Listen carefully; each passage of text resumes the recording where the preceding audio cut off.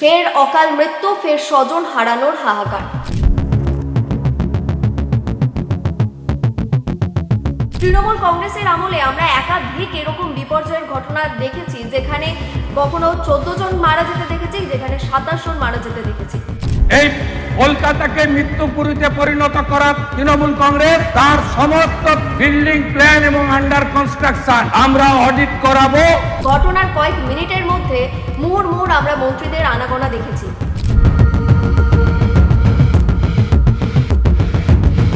বিপর্যয়ের এই ঘটনায় গুদামের মালিক সহ মোট 5 জনকে গ্রেফতার করা হয়েছে ইতিমধ্যে।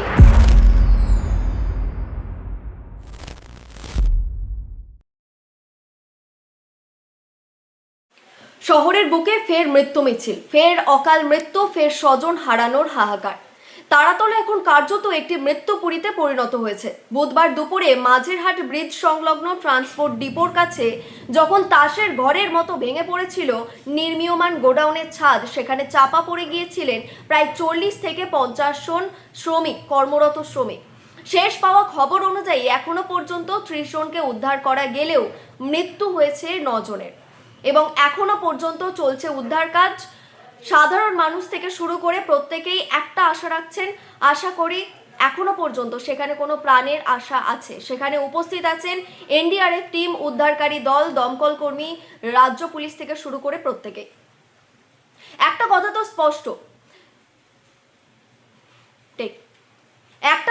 স্পষ্ট, রাজ্যে ক্ষমতায় এসেছে 1.5 মাস হয়েছে বিজেপি সরকার। তারপর এটা সব থেকে ভয়াবহ এবং বড় দুর্ঘটনা। 15 বছর ধরে রাজ্যে শাসন করেছে তৎকালীন শাসক দল তৃণমূল কংগ্রেস। সেই তৃণমূল কংগ্রেসের আমলে আমরা একাধিক এরকম বিপর্যয়ের ঘটনা দেখেছি, যেখানে কখনো 14 জন মারা যেতে দেখেছি, যেখানে 27 জন মারা যেতে দেখেছি। একটা তুলনা তো আছে দুটো সরকারের মধ্যে, একটা পার্থক্য তো আছে। 1.5 মাস ক্ষমতায় আসার পর আজ যে তৎপরতা বিজেপি সরকার দেখিয়েছে, সেই তৎপরতা কিন্তু তৃণমূলের সরকারে কেউ দেখেনি। সেই পার্থক্যটা আজকে বিধানসভায় দাঁড়িয়ে স্বয়ং শুভেন্দু অধিকারীও আমাদের চোখে আঙুল দিয়ে দেখিয়ে দিয়েছেন। আগের পূর্বতন সরকারের সাথে এই সরকারের তুলনা ঠিক কোথায় কোথায় আপনাদের সাথে বিস্তারিত আলোচনা করব কিছু ঘটনার উদাহরণ দিয়ে। নমস্কার, আপনারা দেখছেন বেঙ্গল লিবার্টি, আমি দীপশিখা। আজকে মুখ্যমন্ত্রী শুভেন্দু অধিকারী একটা কথা স্পষ্ট করে বুঝিয়ে দিয়েছেন যে ইচ্ছা থাকলে উপায় হয়। বুধবার তারাতলায় এই ভয়াবহ দুর্ঘটনার পর আমরা কি দেখেছি এখনো পর্যন্ত। এই ভয়াবহ দুর্ঘটনার কয়েক মিনিটের পর প্রত্যক্ষদর্শীরা বলছেন প্রায় 10 থেকে 15 মিনিটের মধ্যে সেখানে পৌঁছে গিয়েছিল কলকাতা পুলিশের একটা টিম। তারপর সেখানে আমরা যেতে দেখেছি বিজেপির নেতা রাকেশ সিংকে। তিনি সর্বপ্রথম সাংবাদিকদের মুখোমুখি হয়ে স্টেটমেন্ট দিয়েছিলেন। প্রচুর মানুষ চাপা পড়েছে, প্রায় 3 থেকে 4 জন মারা গেছেন। তিনি তৎক্ষণাৎ সেখান থেকে দাঁড়িয়ে স্টেটমেন্ট দিয়েছিলেন। তারপর শুভেন্দু অধিকারী দুর্ঘটনা হওয়ার সাথে সাথে পুরোটা মনিটরিং করছিলেন। সেখানে পাঠিয়েছিলেন রাজ্যের মন্ত্রী ইন্দ্রনীল খানকে।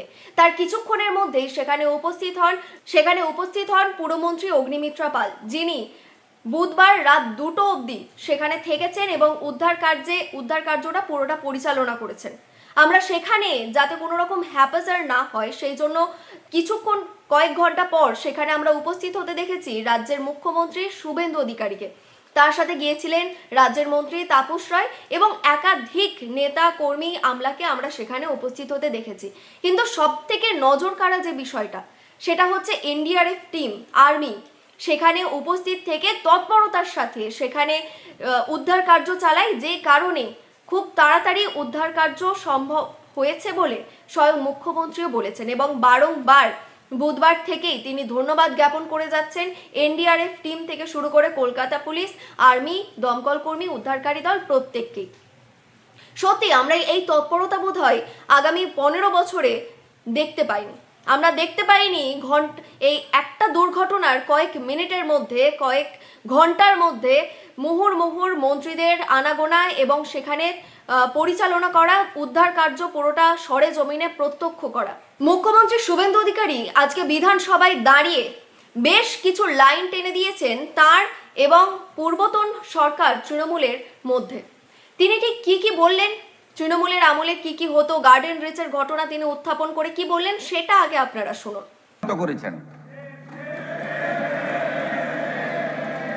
একাধিক ইনসিডেন্ট, গার্ডেন রিচ থেকে শুরু করে শিক্ষা নেননি, সংশোধন করেননি,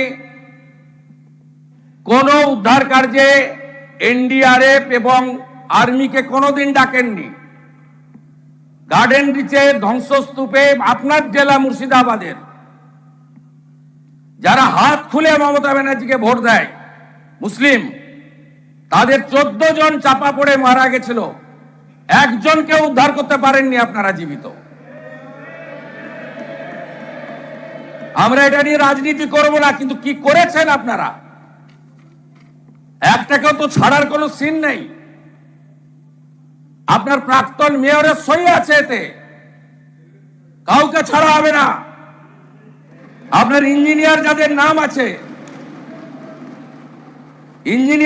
নাম আছে, it is found that Sri Aminur Sheikh, Sub Assistant Engineer, Sri Nirmalendu Sardar, Assistant Engineer, Sri Ranjan Das, Executive Engineer, has not discharged their duties and responsibilities in respect of the instate premises. আমরা পুরো fact finding বের করেছি, কোনো ছাড়াছাড়ির scene নেই। আমরা এখনো পর্যন্ত 5টাকে arrest করেছি। গুলজার হোসেন, সুপারভাইজার অফ আসগরকেও খুঁজছি। যদি নিচে চাপা পড়ে থাকেন আলাদা কথা, আমি চাইবো জীবিত বেরোক।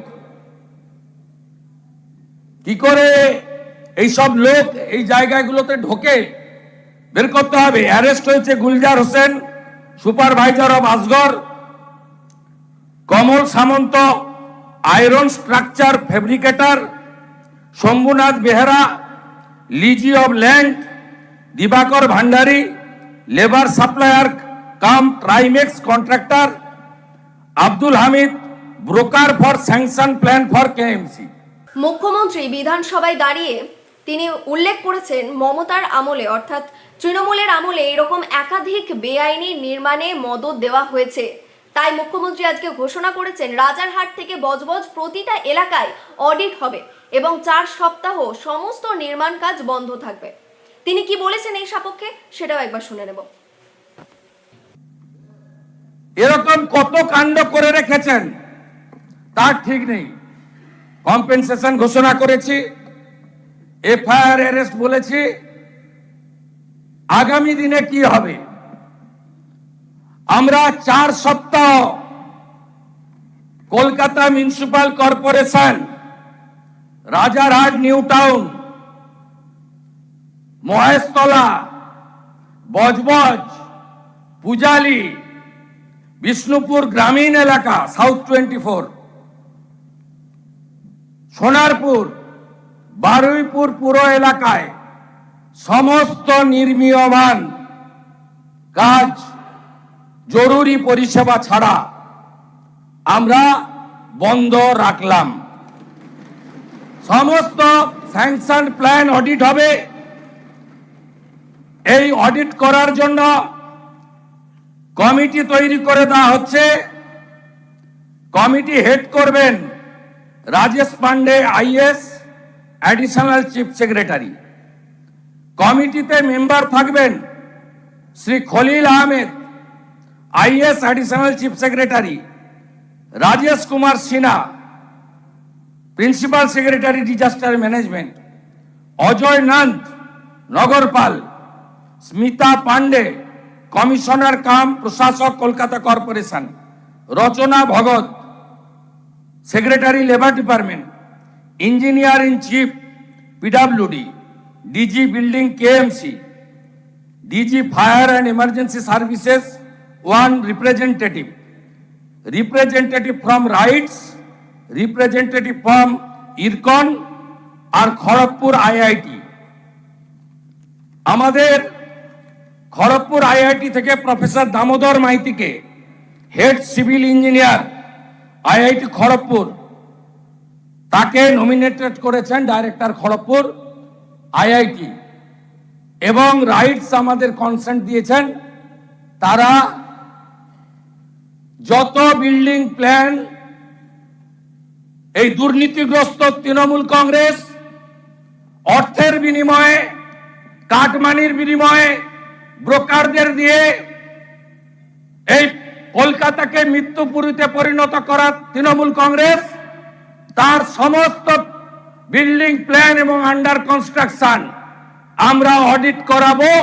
যতক্ষণ না অডিট সার্টিফিকেট হচ্ছে কোন বিল্ডিং এ আমরা হাত দিতে দেব না। কিন্তু প্রশ্ন আসছে, এই রক্ত কি শুধু তারাতলার মাটির? একটু অতীতে ফেরা যাক। মমতার বন্দ্যোপাধ্যায়ের জামানায় এই কলকাতা বারবার মৃত্যুপুরীতে পরিণত হয়েছে। বারবার আমরা দেখেছি বেআইনি নির্মাণ ধসে পড়তে। মনে পড়ে গার্ডেন রিচের ঘটনা, যেখানে 13 জন মানুষ মারা গেলেন, অথচ এনডিআরএফ টিম, সেনা, এই অত্যাধুনিক মেশিন কিছুই তো দেখা গেল না। কোনো সাহায্যই চাওয়া হয়নি মমতার সময়ে। মমতা সরকার সাহায্যই চায়নি। কারণটা কিন্তু স্পষ্ট। তৎকালীন সরকারের এই অহংকার, তার এই ইগোয়েস্টিক প্রবলেম তাকে বাধা দিয়েছিল।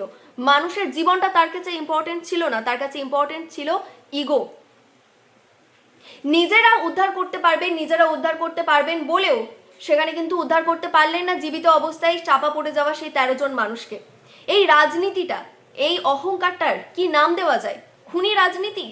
2024 সালের এই 17ই মার্চের নির্মীয়মান 5 তলা বাড়ি ধসে যে 13 জনের মৃত্যু হয়েছিল, তৎকালীন তৃণমূল সরকার তখন কোথায় ছিল? কাউকে কি দেখা গিয়েছিল?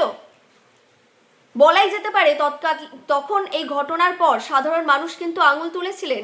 এটা সম্পূর্ণ ঘটনাটা ঘটেছে তৃণমূল সরকারের নেগলিজেন্সির জন্য, তৃণমূল সরকারের ব্যর্থতা। এই ঘটনা শুধু কি গার্ডেন রিচের ঘটনা? সদ্য ঘটে যাওয়া নরেন্দ্রপুরের ভয়াবহ অগ্নিকাণ্ডের ঘটনা, যেখানে 27 জন শ্রমিক জীবন্ত অবস্থায় পুড়ে মারা যান, সেই ঘটনার পর কোনো তৃণমূলের রাজ্যের মন্ত্রীকে কি দেখা গিয়েছিল? তৎকালীন দমকল মন্ত্রী সুজিত বসু, তাকে তো ধারে কাছেই দেখা যায়নি। তাকে দেখা গেছে ঘটনাস্থলের 8 কিলোমিটার মাত্র দূরে লেক টাউনে যেতে, কিন্তু তিনি একবারও নরেন্দ্রপুরে এসে সেই পরিস্থিতি খতিয়ে দেখেননি।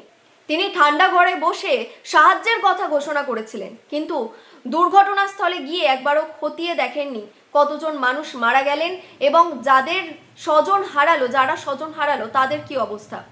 শুধু কি দমকল মন্ত্রী? সেই ঘটনার 9 ঘন্টা পর আমরা যেতে দেখেছিলাম অরূপ বিশ্বাসকে। যাই হোক, অরূপ বিশ্বাস তো তাও গিয়েছিলেন, কিন্তু তৎকালীন মুখ্যমন্ত্রী মমতা বন্দ্যোপাধ্যায় তিনি কতবার গিয়েছিলেন? শুধু কি সাহায্য দিলেই হয়ে যায়? সাহায্য দিলেই কি সমস্ত দায়িত্ব পূরণ হয়ে যায়? সেটা যদি হয়েই থাকতো, এই সরকারও তো করতে পারতো, শুধুমাত্র সাহায্য দিয়ে দায় সারা করতে পারতো। কিন্তু ঘটনার কয়েক মিনিটের মধ্যে মুহুর্মুহুর আমরা মন্ত্রীদের আনাগোনা দেখেছি। আমরা দেখেছি তারা কতটা তৎপরতার সাথে কাজ করেছেন এবং কতটা তৎপরতার সাথে চাপা পড়ে যাওয়া শ্রমিককে উদ্ধারের জন্য তারা উদ্গ্রীব হয়েছিলেন। ঘটনা ঘটার পর থেকেই মুখ্যমন্ত্রী শুভেন্দু অধিকারীকে আমরা মনিটরিং করতে দেখেছি। তাকে দেখেছি ইন্দ্রনীল খানকে অ্যাডভাইস দিতে কিভাবে সেই পুরো কাজ করা যেতে পারে। কিন্তু পূর্বতন সরকারের আমলে আমরা এই তৎপরতা দেখিনি। এবং এই পার্থক্যটা শুধু আজ আমি বা আপনি বলছি না, এই পার্থক্যটা বলছেন বিধানসভায় দাঁড়িয়ে স্বয়ং মুখ্যমন্ত্রীও। তৃণমূলের আমলে খেটে খাওয়া মানুষগুলো শুধুই সংখ্যা হয়ে থেকেছেন বলাই চলে। তাদের প্রাণের কোনো দাম ছিল না ছিল তাদের উদ্ধার কাজের তৎপরতা। আজ মুখ্যমন্ত্রী শুভেন্দু অধিকারী মৃতদের পরিবারকে 10 লক্ষ টাকা এবং আহতদের পরিবারকে 1 লক্ষ টাকা দেওয়ার ঘোষণা করেছেন। এবং তিনি এটাও বলছেন এটা কোনো দান নয়, এটি সরকারের দায়বদ্ধতা। একটা কথা সাধারণ মানুষ থেকে শুরু করে সবাই আমরা বুঝি যে উদ্ধার কাজে দেরি হওয়া মানেই আরো বেশি মানুষের মৃত্যু। আর তাই আজ সেনাবাহিনী বা এনডিআরএফ ডাকতে এই সরকার বিন্দুমাত্র দ্বিধাবোধ করেনি। আর আগের সরকার এনডিআরএফকে ডাকতেনই না। সাধারণ মানুষগুলো বলা যায় দাঁড়িয়ে মারা গেছে। এই সরকার চাই মানুষ বাঁচুক, আর আগের সরকার চাইতো ফাইল ধামাচাপা পড়ুক। বছরের পর বছর ধরে অবৈধ নির্মাণ, তোলাবাজি থেকে শুরু করে তৃণমূল যে একটা কাঠামো তৈরি করেছে, সেটা এখন ভাঙতে তৎপর বিজেপি সরকার।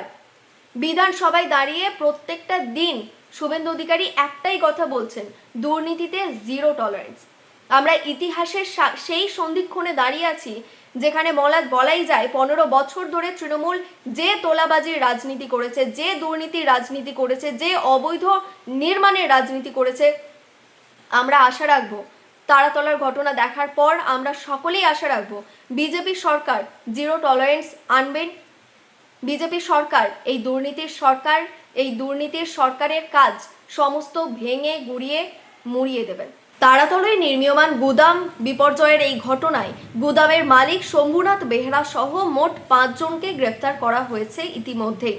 সেই সঙ্গে ঘটনার তদন্তে গঠন করা হয়েছে বিশেষ তদন্তকারী দল বা সিট। অতিরিক্ত পুলিশ কমিশনার কুনাল আগরওয়ালের নেতৃত্বে এই বিশেষ তদন্তকারী দল বা সিট গঠন করা হয়েছে। দাদা ঠিক মনে আছে সেই ওয়ামো ফ্যাক্টরিতে আগুন লেগেছিল গত 5 মাস আগে আনন্দপুর, ঠিক 5 মাসের ব্যবধান আবার এখানে একটা এত বড় ডিজাস্টার হলো। তো গতবার সেখানে মুখ্যমন্ত্রী উপস্থিত হননি, কিন্তু গতকালকে এইখানে মুখ্যমন্ত্রী এসেছিলেন। এই বিষয়টা কিরম ভাবে দেখছি? খুব ভালো জিনিস, এটা আমরা চেয়েছিলাম যে পাবলিকের পার্শ্বে থাকবে উনি, রাজ্যটাকে ঠিক করে পরিষেবা দেবেন, এইটাই আশা করি। হ্যাঁ, কারণ রাজ্যটা তো এখন ধরুন ডবল ইঞ্জিন সরকার হয়েছে, বদনাম না হয় সেই কাজটাই করবে। ঠিক আছে, গতবারে যারা সরকারি ছিল, গত সরকার ওটা বলতে পারবো না। কোনো রকমের ভ্রুক্ষেপ করতো না, কোনো কিছুতেই এরা দিচ্ছে, এটা কিরম লাগছে? এটা খুব ভালো লাগছে। এখন আগের সরকারের পক্ষে বলাটা উচিত হবে না এই মুহূর্তে, কিন্তু আমাদের যে মুখ্যমন্ত্রী যিনি আছেন তিনি যে সুদক্ষ হাতে যে হালটা ধরেছেন, এটাই আমাদের পক্ষে অনেক কিছু। এখন অবধি কতগুলো মানুষকে উদ্ধার করা হয়েছে? মানুষগুলো এখন হয়েছে বাবু, বলছি আপনি, মানুষগুলো 60টা ছিল, 13 জন না 12 জন বেঁচে আছে, টেনে টেনে বার করলাম। তারপরে মানুষটা বার হচ্ছে, কত বার হচ্ছে। কালকে লেগেছে 12টা 15 পড়েছে, বডিটা 15 পড়েছে। তারপরে আপনার পুলিশ এসছে, আমরা আগে টেনে 4-5 মানুষকে বাঁচিয়েছি টেনে টেনে। তারপরে দেখলাম পুলিশ এসে সবকে আমাদের বার করে দিল। তারপরে ওরা ঢুকে গেছে, আবার বাড়ি আর দেখতে পাই। আপনার পরিবারে কে কে আছেন? আমার বউ আছে। ওয়াইফ আছেন? হ্যাঁ। কেমন আছেন এখন তিনি? এখন আপাতত ভালো আছে। Out of danger? না, ভালো আছে। কোথায় লেগেছে, কোথায়? তার পায়ে লেগেছে, হালকা কোমরে লেগেছে। আচ্ছা, ওই জায়গায় কি আপনাকে কাজে কোনোদিন পাঠাবেন বা? আর পাঠাবে কি করে? পাঠাবে থোড়ি, আর এখন পাঠানো আর যাবে না। কখন কখন খবর পেয়েছিলেন যে এরকম হয়েছে? না, আমি ওখানেই ছিলাম তো। ছিলেন? হুম। যখন এই ঘটনাটা ঘটছে তখন যোগাযোগ করতে পেরেছিলেন ওয়াইফের সাথে, বউয়ের সাথে? হ্যাঁ হ্যাঁ, বাবা। কি বলেছিল যে কিরকম ভাবে কি হয়েছে? হ্যাঁ, অত সব আর গল্প করা হয়নি, খালি তুরন্ত এখানে হসপিটাল ভর্তি করা হলো। আচ্ছা, আপনার দাদার নাম আর কোথা থেকে আসছে? ওদের বাড়ি ঝাড়খণ্ডে। ঝাড়খণ্ড থেকে আসছেন? হ্যাঁ হ্যাঁ। তা এখানে প্রথমবার কাজ করতে এসেছেন? না, আগেও এসেছে। আগেও? আচ্ছা, আপনার নামটা? পদ্মত মুন্ডা। নমস্কার, আজ এই পর্যন্তই। স্বাধীন কাছিহীন গেরিলা সাংবাদিকতার পাশে থাকার জন্য অসংখ্য ধন্যবাদ।